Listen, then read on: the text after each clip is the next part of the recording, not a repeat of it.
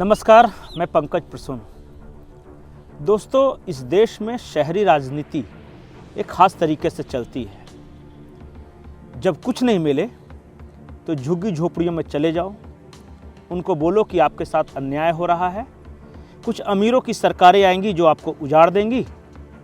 कुछ ठेले वालों के पास चले जाओ, कुछ खोमचे वालों के पास चले जाओ, बोलो कि अगर आप हमें वोट दोगे तो हम आपका कल्याण कर देंगे। और इस तरह से वोट लिए जाते भी रहे हैं, लेकिन न झुग्गियों का कल्याण हुआ न ठेले खोमचे वालों का। महाराष्ट्र में, मुंबई में खास करके एक इसी तरह की राजनीति परवान चढ़ रही है और बहुत बड़ा बवाल है। बवाल है धारावी को लेकर। जो लोग महाराष्ट्र को नहीं जानते या मुंबई से परिचित नहीं हैं, उनके लिए बता दूं कि धारावी एशिया का सबसे बड़ा स्लम है, यानी झोपड़पट्टी। ये झुग्गी बस्ती मुंबई के बीचों बीच स्थित है और यहाँ 10 लाख के करीब लोग रहते हैं। तो पिछले कई सालों से 2018 से ये बात मैं सुन रहा हूँ कि धारावी को फिर से विकसित करना चाहिए। वहाँ जो झुग्गियाँ हैं उनके जगह पे गरीबों को पक्का मकान देना चाहिए। जो छोटी छोटी गलियाँ हैं, जो गटर के ऊपर लोग रहते हैं, उनके लिए थोड़े चौड़े रोड होने चाहिए। जो गटर हैं उनको पक्का करो। उनकी ज़िंदगी को कैसे बेहतर बना सके, वहाँ की बिजली व्यवस्था कैसे अच्छी हो, वहाँ के लोगों की पढ़ाई लिखाई कैसे अच्छी हो। बहुत दिनों से ये प्लान चल रहा है, 2018 से।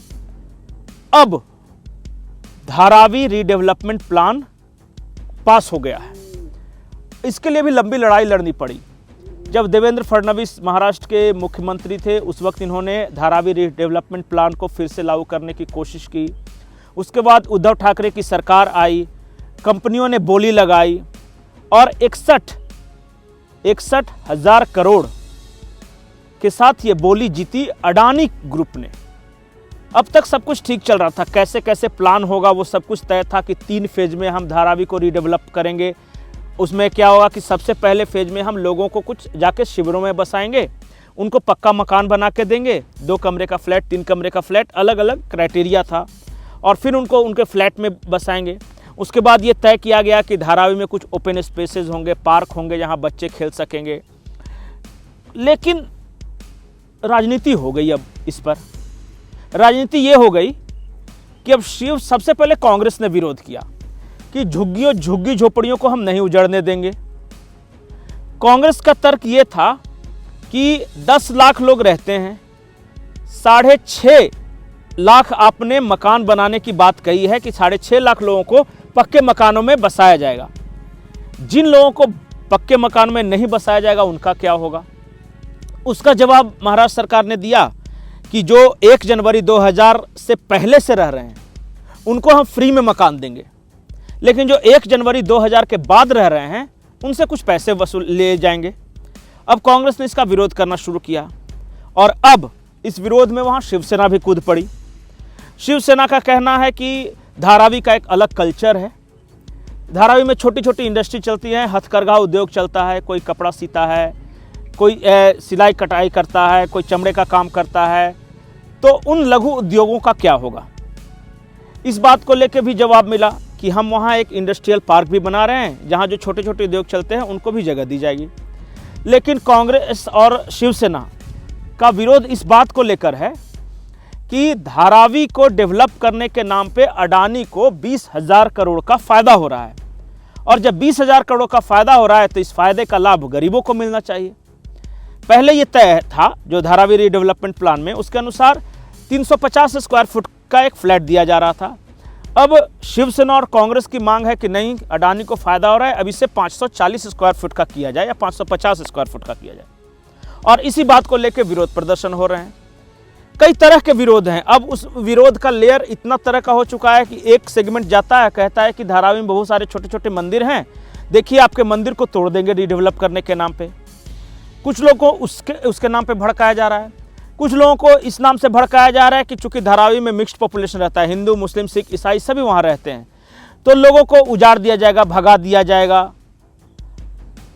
कुछ लोग ऐसे कह रहे हैं कि ये गुजराती लोग मिलकर साजिश रच रहे हैं महाराष्ट्रियन को यहाँ से उजाड़ने का। महाराष्ट्रियन फ्लैट में क्यों रहेगा, धारावी उनकी है, धारावी किसी के बाप की नहीं है, इस तरह के नारे लग रहे हैं। शनिवार को उद्धव ठाकरे के नेतृत्व में प्रदर्शन हुआ धारावी से लेकर अडानी के दफ्तर तक, उसमें हजारों लोग शामिल हुए। मुंबई में आज का ये हॉट टॉपिक है। धारावी का विरोध क्यों हो रहा है, उसका एक कारण और है। धारावी दुनिया का एशिया का सबसे बड़ा स्लम ही नहीं है, धारावी उन एनजीओज के लिए भी खुराक है जो विदेशियों को भारत की गरीबी दिखाकर पैसे लेते हैं। डैनी बॉयल की एक फिल्म आई थी स्लमडॉग मिलेनियर, ये धारावी में ही शूट की गई थी। जब आप धारावी जाइएगा ना तो कई सारे विदेशी आपको घूमते मिलेंगे और एनजीओ वाले उन्हें घुमाते हैं कि देखिए हमारे यहाँ गरीब कैसे रहते हैं, कैसे खुले में कपड़े सुखाए जाते हैं, कैसे देखिए खुले में टट्टी किया जाता है, इनके पास पहनने को कपड़े नहीं हैं, ये झोपड़ियों में रहते हैं, गटर के ढक्कन के ऊपर रहते हैं, पाइप में रहते हैं। यही सब दिखा दिखा के ये एनजीओज पैसे कमाते रहे हैं। अब इन एनजीओज पर भी खतरा है कि जब धारावी डेवलप हो जाएगा तो इनका खुराक कैसे चलेगा, विदेशी इन्हें चंदा कैसे देंगे, भारत की गरीबी को दिखाकर ये चंदा वसूलेंगे कैसे। तो वो एनजीओज भी सक्रिय हो गए हैं। तो कुल मिलाकर कांग्रेस सक्रिय है, उद्धव ठाकरे सक्रिय हैं, शिवसेना और एनजीओ सक्रिय हैं।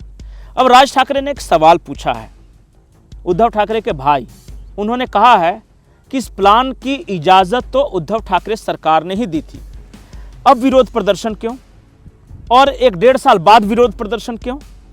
कहीं ऐसा तो नहीं है कि अडानी के साथ कुछ डील करने की कोशिश कर रहे थे उद्धव ठाकरे, सरकार चली गई, वो डील अधूरी रह गई और इसलिए विरोध प्रदर्शन का सहारा ले रहे हैं? तो हमारे देश में इस तरह की राजनीति होती है। आज की तारीख में धारावी मुंबई का सबसे हॉट डिबेटिंग टॉपिक है। धारावी को रीडेवलप किया जाना चाहिए या नहीं किया जाना चाहिए, जैसा है वैसे वैसा ही रहने दिया जाना चाहिए। आप इस पर अपनी राय, अपना कमेंट जरूर दें कि आपको क्या लगता है धारावी के पीछे इस पूरी राजनीति जो हो रही है उसके पीछे क्या वजह होगी। क्या सचमुच महाराष्ट्र सरकार अडानी के हाथों धारावी को बेच रही है? क्या सचमुच उद्धव ठाकरे राजनीति कर रहे हैं? क्या सचमुच वो एनजीओज लोगों को भड़का रहे हैं जो गरीबी दिखाकर विदेशियों से पैसे ऐंठते हैं? अपनी राय कमेंट बॉक्स में जरूर लिखें। नमस्कार।